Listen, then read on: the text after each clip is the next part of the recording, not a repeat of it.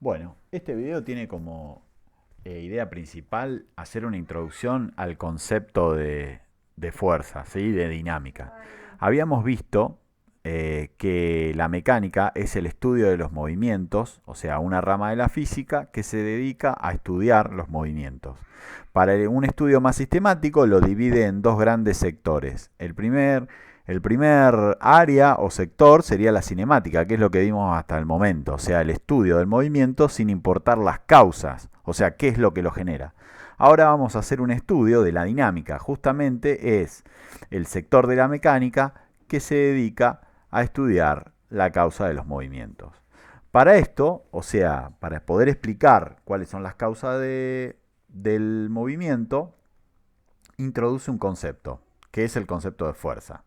La fuerza, como más o menos todos tenemos una idea, digamos, bastante intuitiva de lo que es la fuerza, la representa a través de los vectores, ¿sí?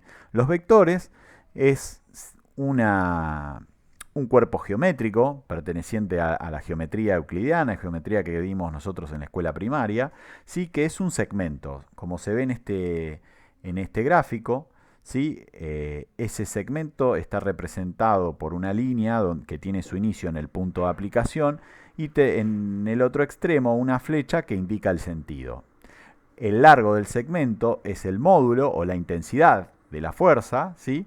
El punto de aplicación es donde se daría la interacción entre los cuerpos, ¿sí? O sea, por ejemplo, en el caso de la mujer que vemos que está empujando esta caja, el punto de aplicación sería el lugar físico entre la mano y la caja. Como dijimos, el módulo es la intensidad de la fuerza, es la cantidad de fuerza que está aplicando sobre la caja. La dirección es la recta que contiene el vector, ¿sí? O sea, la mujer se mueve en esta línea, ¿sí? Y puede ir para adelante, para atrás en función del sentido que le dé a la fuerza, ¿sí?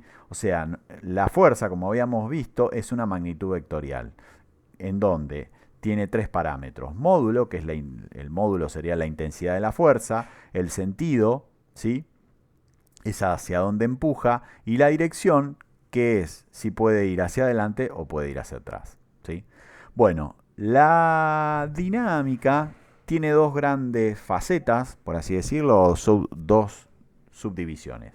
En este ejemplo lo que nosotros vemos es el juego de la soga o cinchada, en el cual un grupo de personas tira en sentido opuesto para ver cuál de las dos tiene más fuerza. Donde vemos representada la fuerza del grupo 1 en F1, la fuerza del grupo 2 en F2. Está bien representada con los vectores, ¿sí? Con sus vectores y su fuerza. Cuando F1 y F2 son iguales, se da la situación de equilibrio. O sea, existe fuerza, pero al tener el mismo valor y al ser opuestas, o sea, de sentido opuesto, tienen la misma dirección, pero tienen sentidos opuestos, no hay un efecto que haga que uno le gane al otro, por lo tanto el cuerpo está en equilibrio, ¿sí? No hay cambio en la condición de movimiento. Ellos hacen fuerza uno para el otro y la bandera roja no se mueve, ¿sí? Es como si no estuviera actuando ninguna fuerza, ¿sí? En ese caso es situación de equilibrio. Puede suceder que alguno de los dos haga más fuerza para su lado y se genera lo que se llama fuerza resultante. O sea, la diferencia entre las dos no da cero, sino que da un valor. Y se genera un movimiento, hay una aceleración, hay un cambio de velocidad. O sea, si F1 es mayor a F2, la bandera se va a dirigir hacia el grupo 1, ¿sí?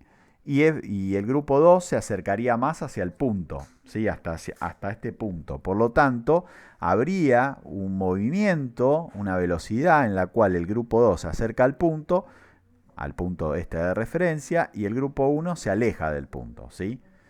Entonces se podría calcular la velocidad, se podría calcular la aceleración si conocemos el valor de esa fuerza resultante que surgiría de la diferencia entre F1 y F2. Bueno, esto es más o menos lo que vamos a ver durante la práctica, la actividad número 6.